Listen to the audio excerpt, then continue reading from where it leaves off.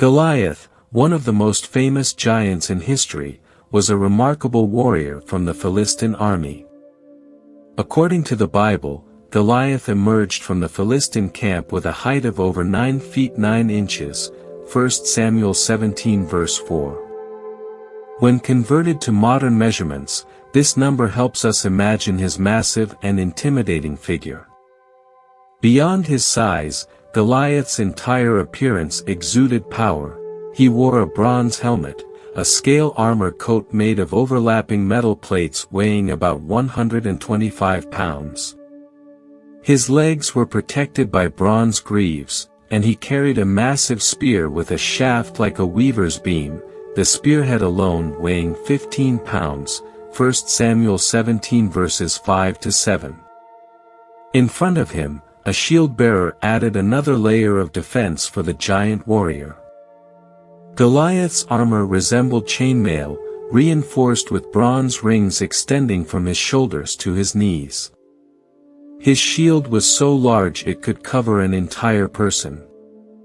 With such meticulous protection, Goliath was an awe-inspiring figure, making anyone dread facing him. His presence symbolized not only his personal strength but also the power of the entire Philistine army.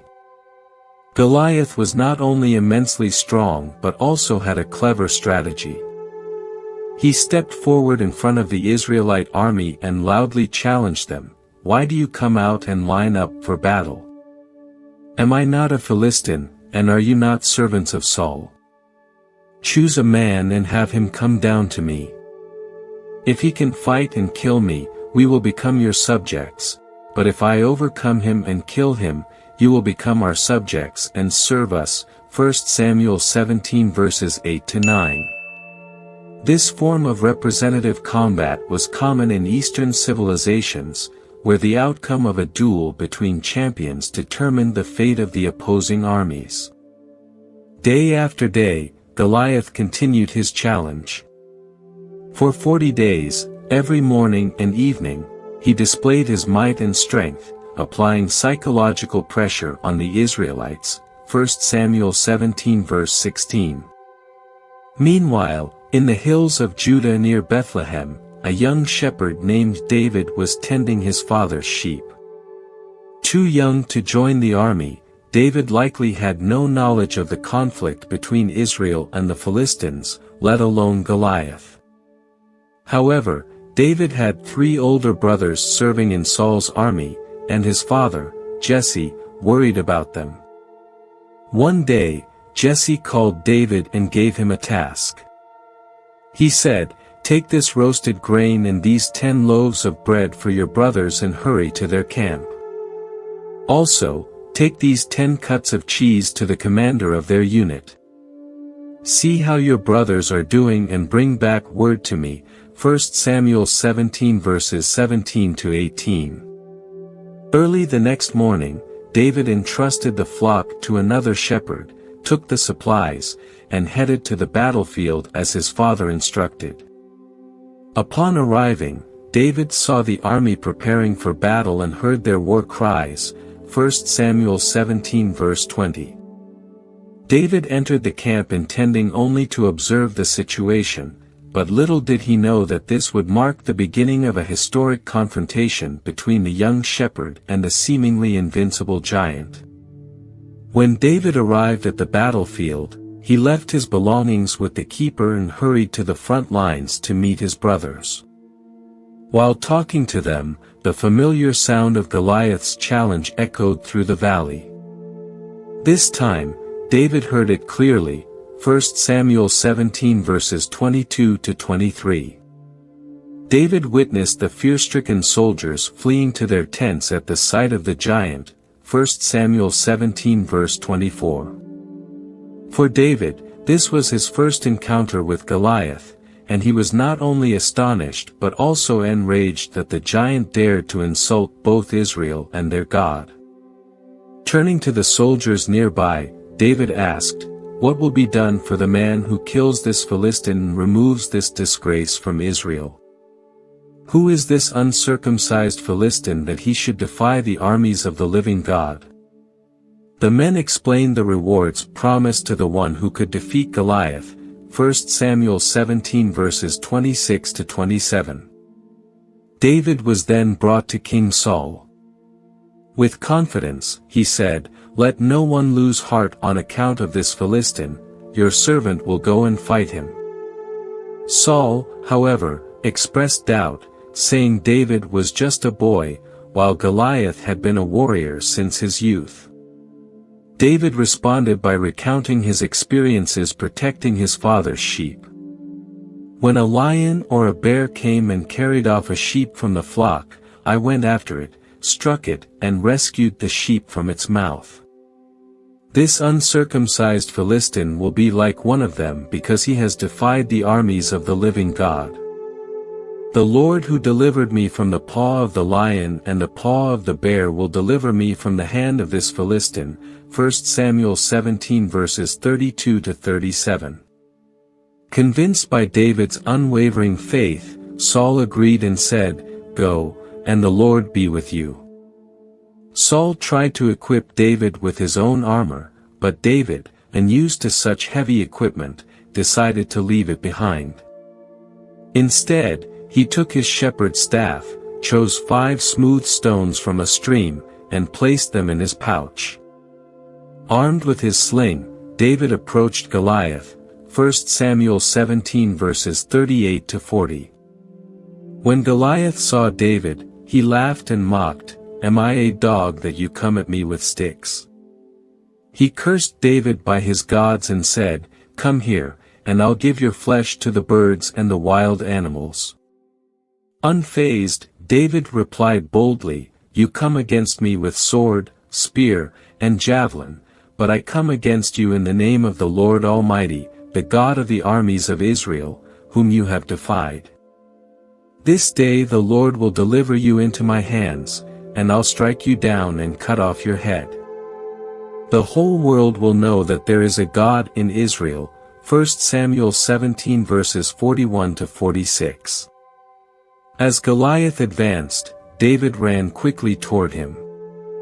Reaching into his pouch, he took out a stone, placed it in his sling, and flung it at the giant. The stone struck Goliath in the forehead, sinking deeply, and the giant fell face down to the ground. With a sling and a stone, David triumphed over the mighty warrior, bringing a glorious victory to Israel, 1 Samuel 17 verses 48 to 50. David, without a sword in hand, ran to where Goliath had fallen, drew the giant's sword from its sheath, and ended his life by cutting off his head. When the Philistines saw that their greatest warrior had been killed, they panicked and fled. Seizing the opportunity, the Israelites and Judahites shouted in triumph and pursued the Philistines to the gates of the valley and as far as Ekron. Many Philistine soldiers fell along the way from Shaaraim to Gath and Ekron. After the pursuit ended, the Israelites returned to plunder the Philistine camp, 1 Samuel 17 verses 47 to 53. David, the young man who had accomplished this incredible feat, brought Goliath's head to Jerusalem and kept his weapons in his tent, 1 Samuel 17 verse 54. The story of David and Goliath has become an eternal symbol in the Bible, showcasing courage, faith, and the ability to overcome seemingly impossible challenges. Many scholars suggest that Goliath may have belonged to the Nephilim, a race of giants mentioned in the Bible. However, others argue that Goliath was of the Rephaim, as the Nephilim were believed to have been destroyed in the Great Flood during Noah's time. The Rephaim are referenced nearly 20 times in the Bible, including in Deuteronomy 2:1, 20-22, Joshua 12 verse 4, and Deuteronomy 3 verses 11 to 13. Among them, Og, the king of Bashan, is described as the last of the Rephaim, with his bed measuring 9 cubits long, approximately 12 feet, and 4 cubits wide, about 6 feet. This reinforces the belief that regions like Bashan were home to giants, Rephaim. Some researchers also propose that the Philistines, including Goliath, may have been connected to a group known as the Anakim, a race of giants who once inhabited Gath, Goliath's birthplace. Modern medical theories suggest that Goliath's extraordinary height could have been the result of genetic conditions like acromegaly or gigantism. After Goliath's defeat, the Bible records that he had 4 brothers, who were also renowned warriors in the Philistine army. One of them, Lami, was killed in a later battle, along with other brothers like Ishbi-benob and another unnamed brother who had 6 fingers on each hand and 6 toes on each foot. Each possessed remarkable strength and wielded massive weapons, but ultimately, they all met their demise at the hands of the Israelites, 2 Samuel 21 verse 19. Though less well known than Goliath, these brothers left an important legacy. They fought not only for their own honor but also to assert their place in the shadow of their famous sibling. Goliath's defeat at the hands of David marked the beginning of a series of battles between the Philistines and Israelites, which continued for many years. In another battle between the Philistines and Israel, David and his warriors went to the front lines to fight. However, the toll of time and the pressure of battle began to wear David down. Sensing an opportunity, Ishbi-benob, a giant warrior descended from Goliath's lineage, armed with a spear weighing 300 shekels of bronze and a newly forged sword, sought to kill David in his weakened state. Yet, Ishbi-benob failed to account for the presence and power of God, which led to his defeat on that very day, 2 Samuel 21 verses 15 to 16. As Ishbi-benob prepared to strike, Abishai, Zeruiah's son and David's nephew, intervened just in time. With courage and loyalty, Abishai rushed to David's aid and killed Ishbi-benob. This act not only saved David's life but also highlighted Abishai's vital role among Israel's loyal warriors. After this event, David's soldiers vowed, "You must never again go out with us to battle, so that the lamp of Israel will not be extinguished." 2 Samuel 21 verse 17. Abishai, the brother of Joab and Asahel, was renowned as one of David's bravest and most loyal warriors. In earlier dangerous missions, Abishai had accompanied David into Saul's camp to stealthily take the king's spear and water jug while he slept. During Absalom's rebellion, Abishai was entrusted with leading one of David's 3 main divisions, demonstrating his loyalty and leadership. Abishai also held a prominent position among David's 30 elite warriors. He once faced and killed 300 enemies with a spear, earning great renown for his courage and skill, 2 Samuel 23 verse 18. From Abishai's story, we see not only loyalty but also the importance of God's timely intervention in supporting the faithful. Ishbi-benob was just one of many giant warriors from the lineage of the Rephaim faced by the Israelites. Another warrior, Saph, also hailed from Gath, a city considered a center of Philistine giants. In a fierce battle, Saph encountered Zakkai, a skilled fighter from David's army. Zakkai, who hailed from Hushai, was one of David's 30 elite warriors and earned fame for his remarkable battlefield exploits, 1 Chronicles 11. In addition to Saph, Lami, Goliath's brother, was another formidable giant.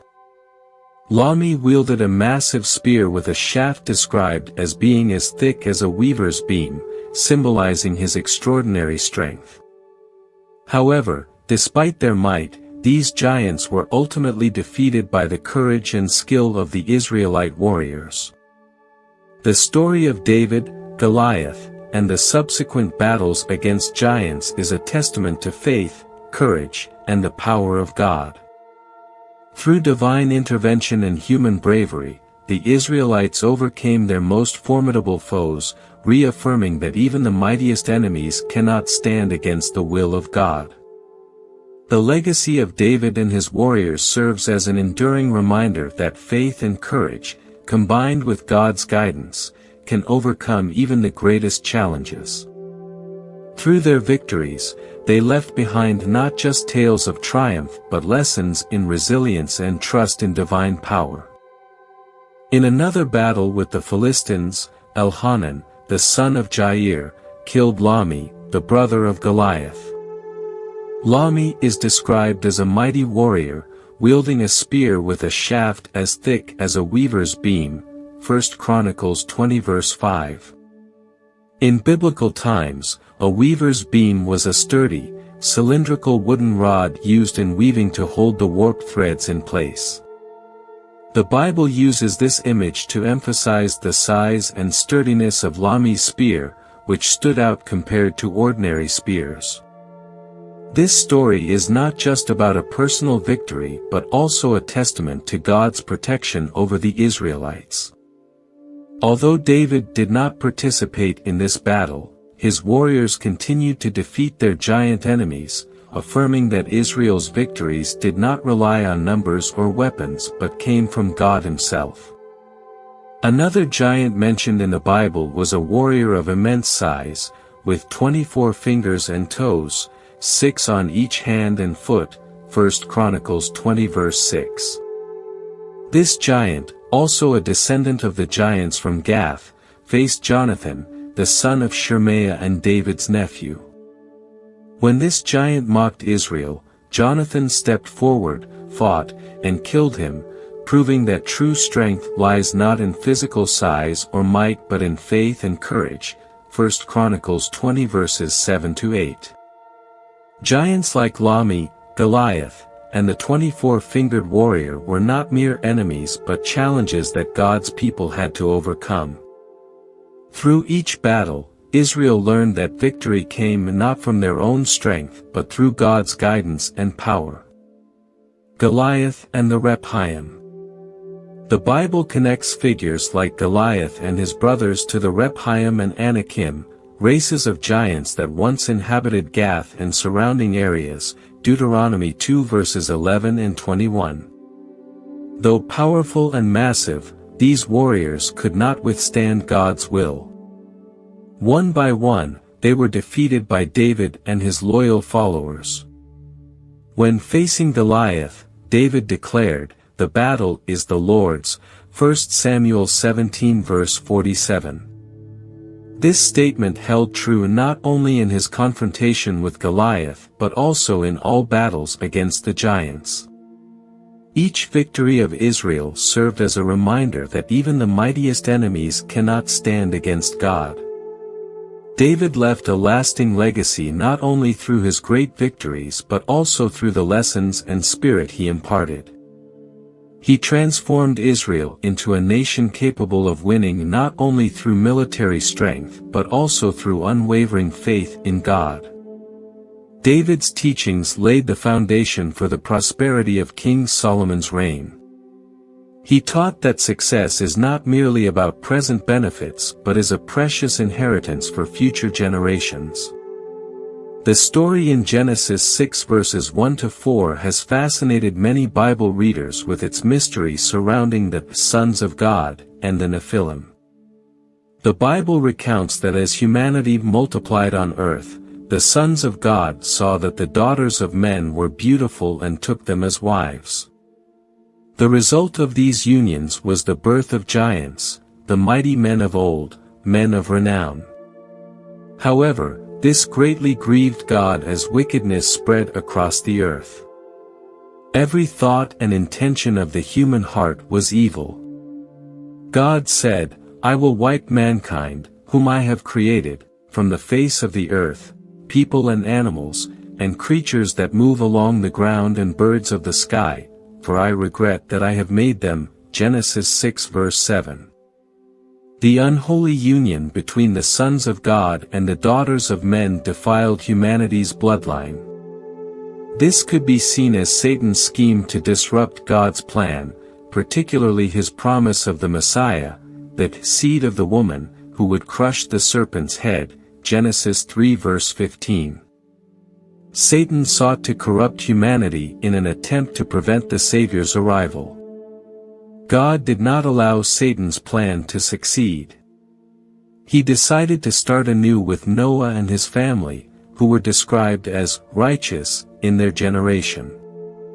The flood wiped out all wickedness, and the fallen angels responsible for this corruption were imprisoned, ensuring they could never repeat their deeds. Noah, who found grace in the eyes of the Lord, demonstrated faith and obedience. After the flood, his first act was to build an altar and offer sacrifices to God, Genesis 8 verse 20, reflecting his gratitude and reverence. Through Noah and his descendants, humanity was given a fresh start. The stories of giants like Goliath, Lami, and the Nephilim, along with the faith of individuals like David and Noah, serve as enduring lessons of courage, faith, and reliance on God. They remind us that even the most formidable challenges and enemies can be overcome when we trust in God's power and guidance. These narratives continue to inspire believers to live with faith and courage, knowing that God's protection and victory are assured for those who follow Him.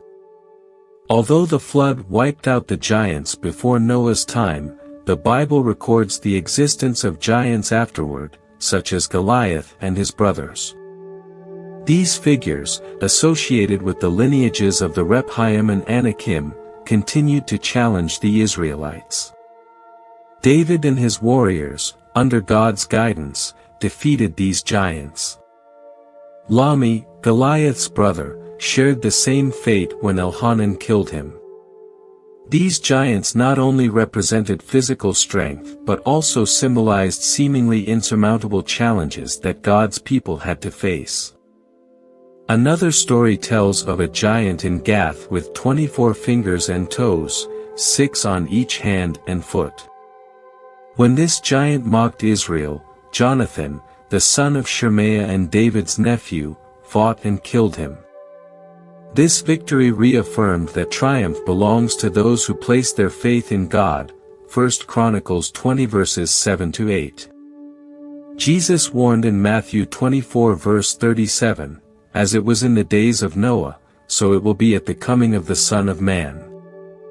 This statement implies that the conditions of the world before his return will mirror those before the flood. However, many overlook the profound meaning of this passage. Before Jesus' birth and during the early days of the church, believers understood the sons of God, mentioned in Genesis 6 to be spiritual beings or angels.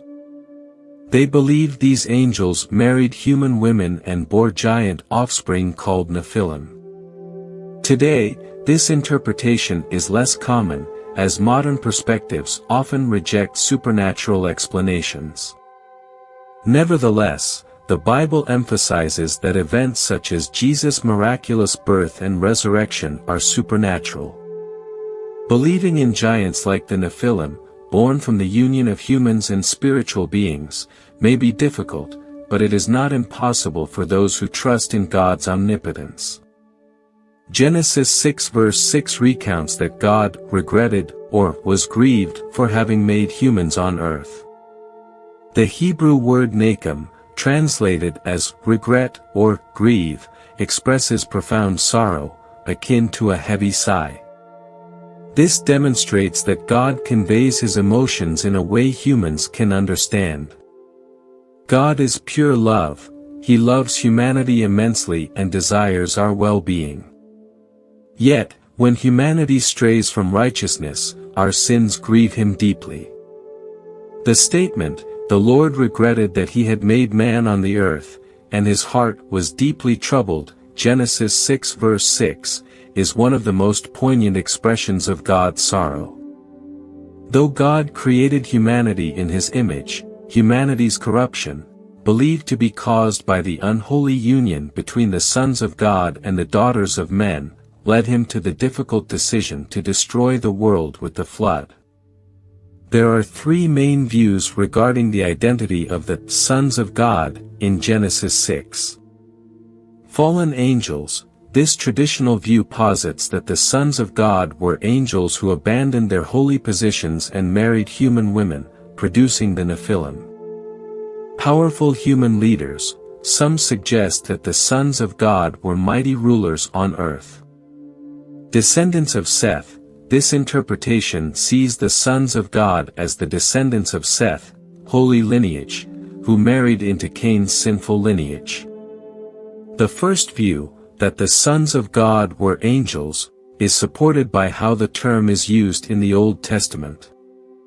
In the book of Job, 1:6, 2:1, 38:7, sons of God consistently refers to spiritual beings, including Satan. This implies that Genesis 6 also refers to supernatural entities. The Nephilim, referred to as the mighty men of old, men of renown, Genesis 6 verse 4, are among the most mysterious figures in the Bible. They are described as powerful warriors born from the union of the sons of God and the daughters of men. Though the Bible does not detail their origins extensively, their existence symbolizes the corruption that overwhelmed humanity before Noah's time. This corruption prompted God to take decisive action to cleanse the earth through the flood. The Nephilim's presence underscores the extent of humanity's moral decline and serves as a reminder of God's sovereignty in confronting evil. Their story invites readers to reflect on the enduring battle between righteousness and corruption and the hope found in God's promise of redemption. In Genesis 6, we read about the Nephilim, described as the mighty men of old, men of renown, who appeared on earth during the time when the sons of God united with the daughters of men. However, the true nature of the Nephilim remains a topic of debate. Why are they mentioned alongside the unions of the sons of God and the daughters of men? Were they the direct descendants of these supernatural unions? Some scholars, based on Jude 6, believe that the sons of God were fallen angels, entities who abandoned their holy dwelling to live on earth. Jude 6 states that these angels did not keep their proper positions and were bound in darkness, awaiting the day of judgment.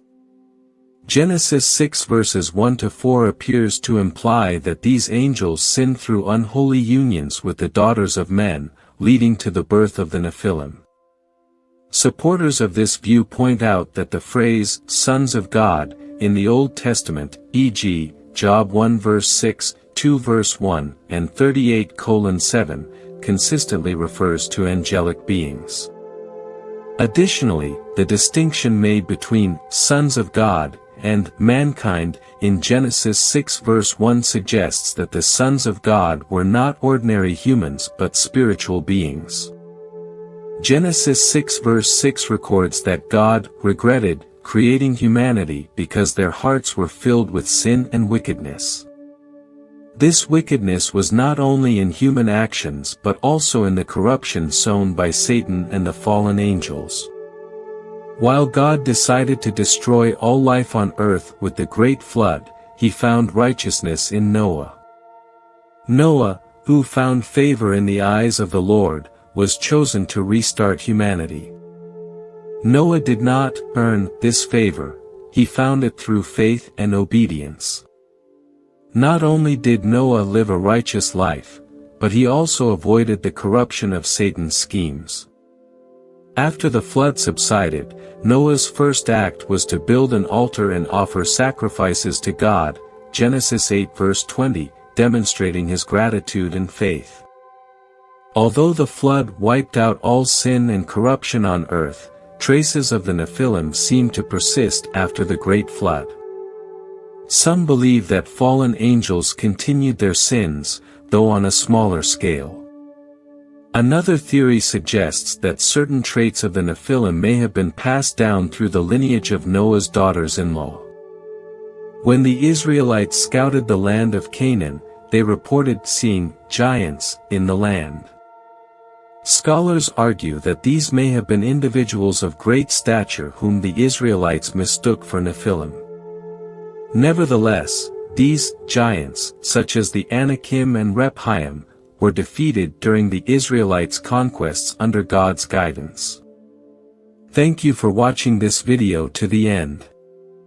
If you haven't already, please subscribe to Spiritual Journey and enable notifications to stay connected with our weekly content. Together, let us draw closer to God. See you in the next video.